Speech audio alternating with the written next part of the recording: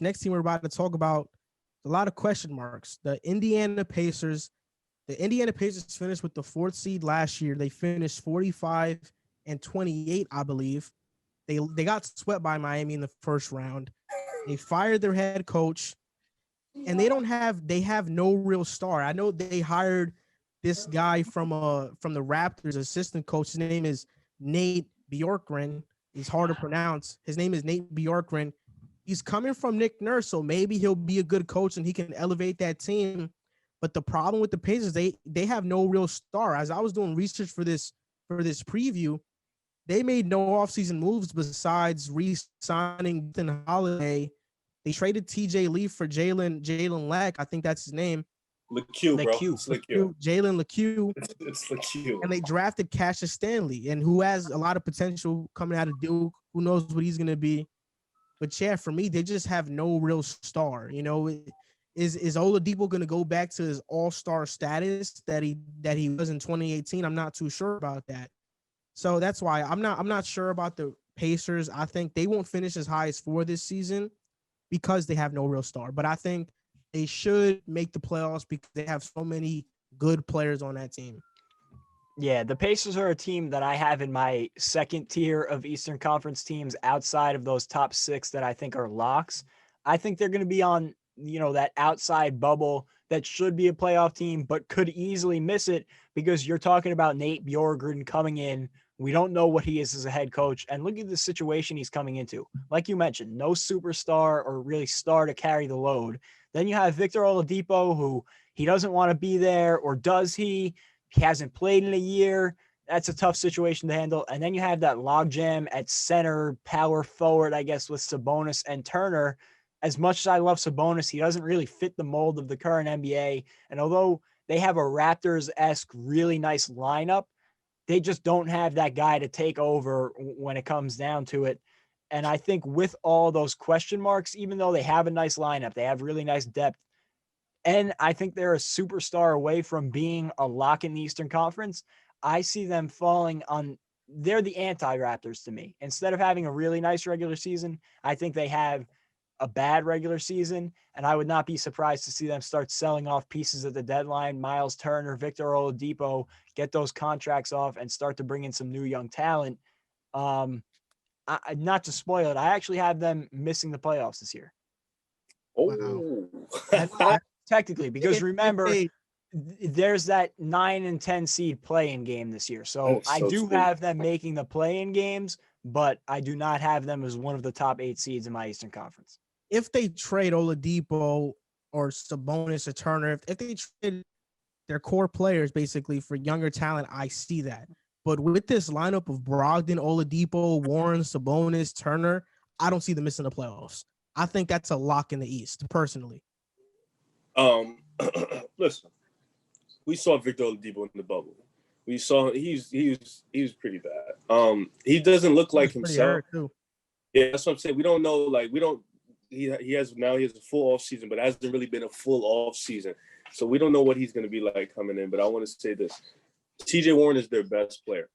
So going into a season, TJ Warren is your best player. I don't see you making that much noise. I'm not with Jack in the terms of they're not going to make the playoffs. I have him as an 8th seed.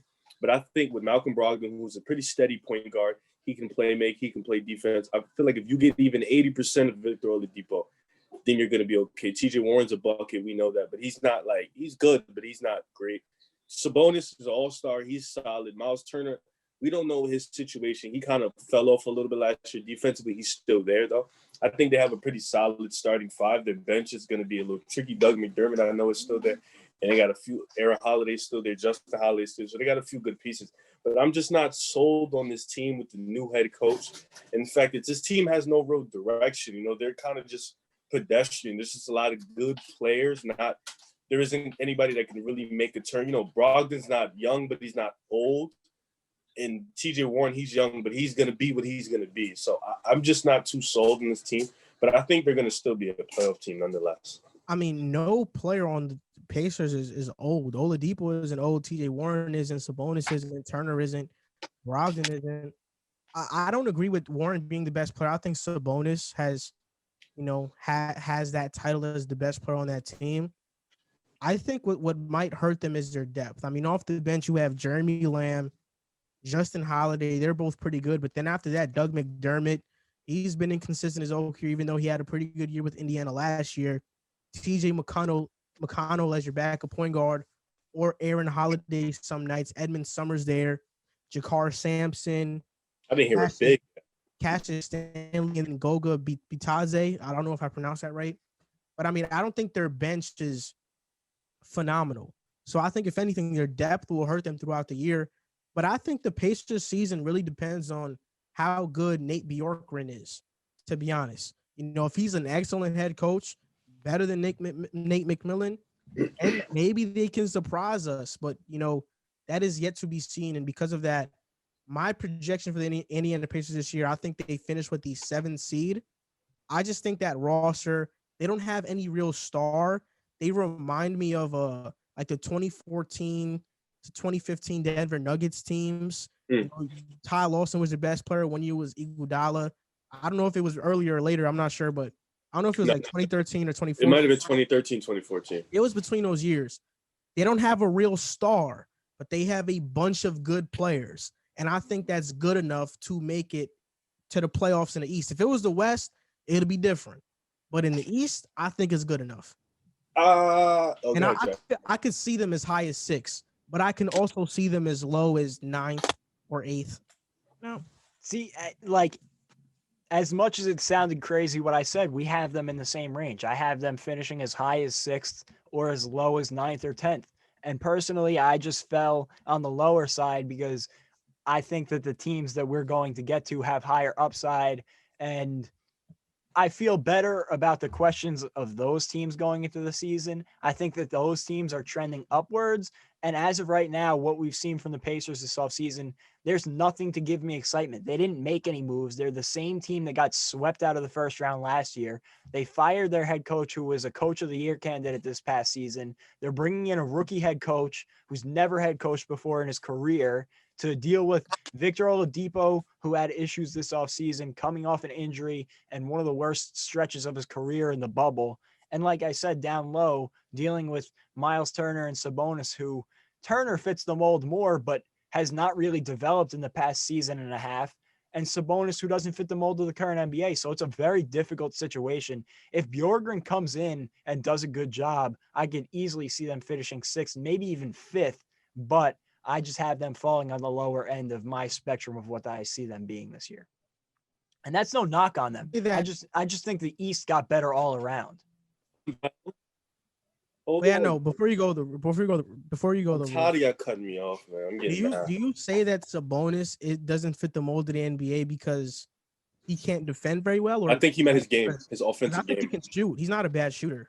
Just overall, like he's for his size at the 4, he's not quick enough to be more of a perimeter guy like you would want him to be, and he's not big enough to be an interior guy like you would want him to be. So he's kind of he needs to really excel at what he's doing, and he's done that. But can he keep it up, especially with a new head coach, a new system? It's a lot of question marks, and I just wonder if they're not going to fall on the wrong side of them.